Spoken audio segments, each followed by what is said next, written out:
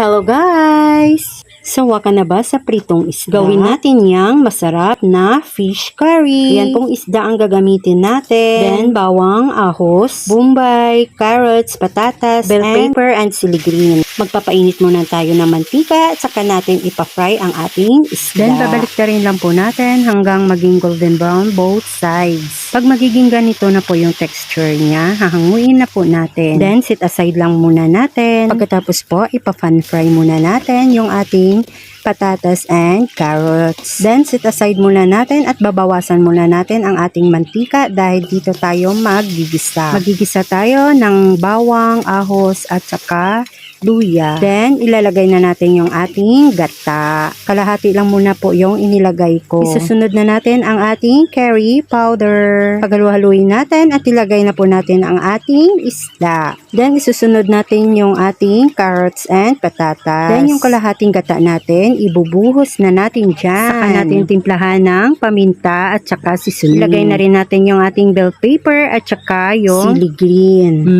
Sauce pa lang. Tiyak mapaparami ka na naman ng kain. So ano pang hinihintay nyo? Gawin nyo na po ito.